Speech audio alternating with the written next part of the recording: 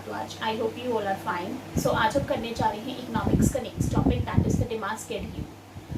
पहले मैं आपको इसकी डेफिनेशन बताऊंगी, ठीक है। उसके बाद इसमें हम दो कंसिडर करते हैं, that is individual and market, जो आपने प्रीवियस लेक्चर्स में भी किए थे। फिर मैं आपको उसके बारे में बताऊंगी। सो डेफिनेशन हम देखते हैं। It is a tabular statement showing the various quantities of a commodity being demanded at a various level of price during a given period of time. It's a tabular statement, means कि एक table के form में हमारे पास आता है, consider करते हैं इसे, जिसमें क्या शो करता है, वेरियस क्वांटिटी ऑफ कमोडिटी, ठीक है। किसी प्राइस लेवल पे और किसी टाइम पीरियड पे कितनी क्वांटिटी जो है कमोडिटी की वो डिमांड की जाती है, that is the demand schedule. So अब हम इसमें को हम दो तरीके से कंसिडर करेंगे, that is the individual demand schedule. पहले मैं आपको उसके बारे में बताऊंगी। चलिए, आप चाहें तो आप साथ साथ नोट्स भी बना सकते हैं। That means the individual demand schedule.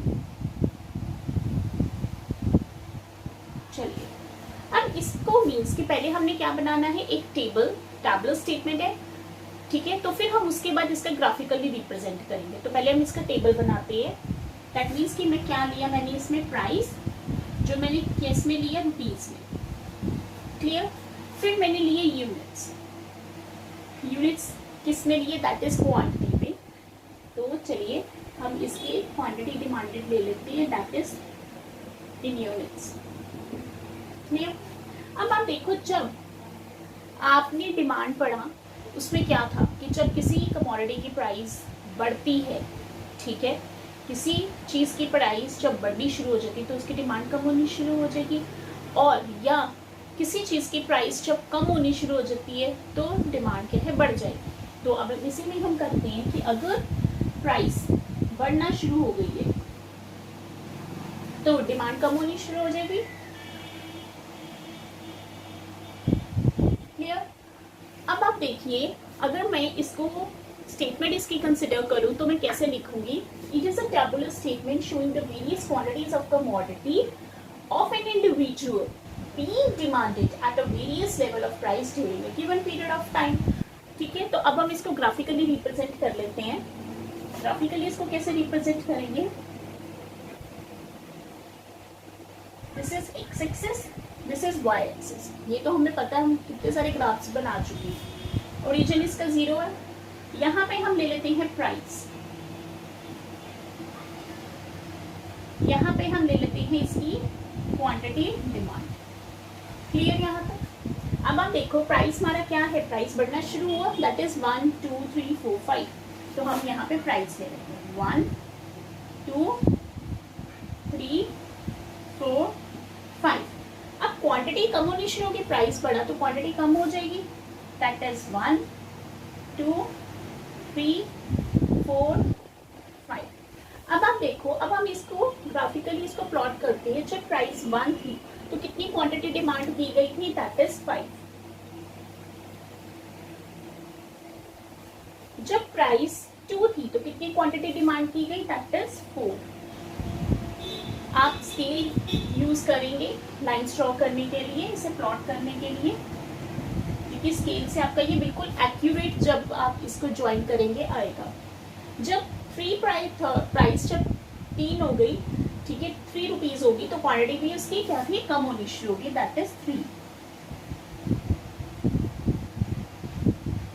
जब प्राइस दैट इज 4 हुई तो क्वांटिटी कितनी होगी, दैट इज 2।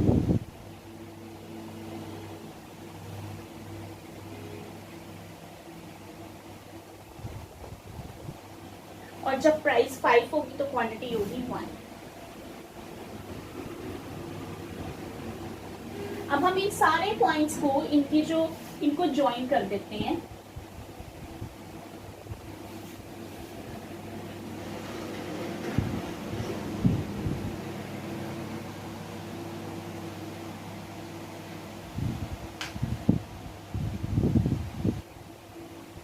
ठीक है, तो आप प्लीज स्केल यूज कीजिएगा एक्यूरेट के लिए।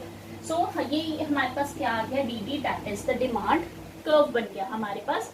और ये क्या शो कर रहा है, हमें इनवर्स रिलेशनशिप शो कर रहा है। अब इनवर्स रिलेशनशिप क्या है, आई होप आपको क्लियर हो गया होगा कि जब किसी भी चीज की प्राइस बढ़ रही होती तो क्वांटिटी कम हो जाएगी, या किसी चीज की प्राइस कम हो रही होगी तो क्वांटिटी बढ़ जाएगी, तो एक इनवर्स रिलेशनशिप शो होता है। सो ये हमारा नंबर 1 इसकी टाइप थी, दैट इज इंडिविजुअल डिमांड। अब हम सेकंड करने जा रहे हैं, that is the market demand security. अब हम चलिए स्टार्ट करते हैं market demand.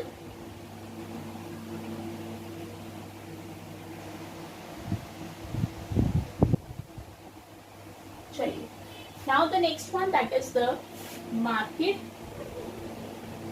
demand schedule। Clear, market demand schedule. अब हम ये करते हैं। अब आप देखो मार्केट डिमांड का मतलब क्या, मार्केट का मतलब मीन्स के ऑल कंज्यूमर्स। इंडिविजुअल में हम एक सिंगल कंज्यूमर के बारे में बात कर रहे हैं, इसमें आएंगे ऑल कंज्यूमर्स। सो अगर मैं इसकी डेफिनेशन देखें तो हम कैसे लिखेंगे, it is a tabular statement showing the various quantities of a commodity of all the consumers being demanded at a various level of price during a given period of time। So हम पहले क्या करेंगे, इसका table बनाएंगे, फिर इसका भी हम ग्राफिकली इसको रिप्रेजेंट करेंगे। सो टेबल स्टार्ट करते हैं। यहाँ पे हमने ले लिया प्राइस ले लिया इन रुपीज, क्लियर।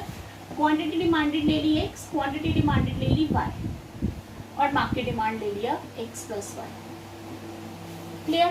अब जब मेरी प्राइस जब बढ़नी शुरू हो गई तो क्वांटिटी x की जो क्वांटिटी है वो कम होनी शुरू हो जाएगी।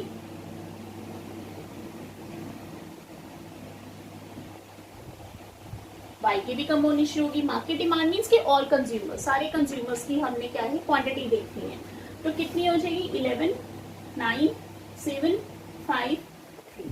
अब इस चीज को हम ग्राफिकली रिप्रेजेंट करते हैं। Let's start again. हम क्या करेंगे, x axis and y axis, this is this origin. यहाँ हम प्राइस ले लेते हैं, यहाँ पे हम क्वांटिटी डिमांडेड ले लेते हैं, ठीक है। That is the market demand की, क्लियर। अब प्राइस हमारा क्या था, बढ़ रहा था, दैट इज 1 2, थोड़ा सा डिफरेंस ले लेते हैं इसको, 2 3 4 5। और मार्केट डिमांड क्या है मेरी, कम होनी शुरू होगी जब मेरा प्राइस बढ़ रहा था, तो 2 का टेबल यहाँ ले लेते हैं, 2 4 6 8 10 12। अब आप देखो कि जब मेरी प्राइस था किसी कमोडिटी का 1 रुपी, तो क्वांटिटी मेरी थी, डिमांड थी 11, ठीक है। तो दैट मीन्स की 11। जब प्राइस 2 रुपए हो गया तो क्या कितनी होगी क्वांटिटी डिमांडेड 9। जब प्राइस मेरा 3 रुपीज हो गया, क्वांटिटी होगी 7।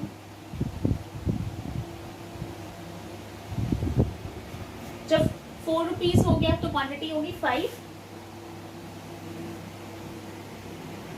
और जब 5 रुपीज होगी तो क्वांटिटी होगी मेरे पास 3, क्लियर। सो ये हमारे पास क्या है, अब हम इन सारे पॉइंट्स को ज्वाइन कर लेते हैं।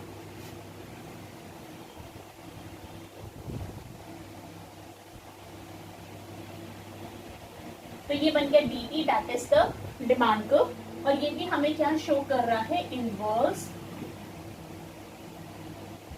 Relationship, clear.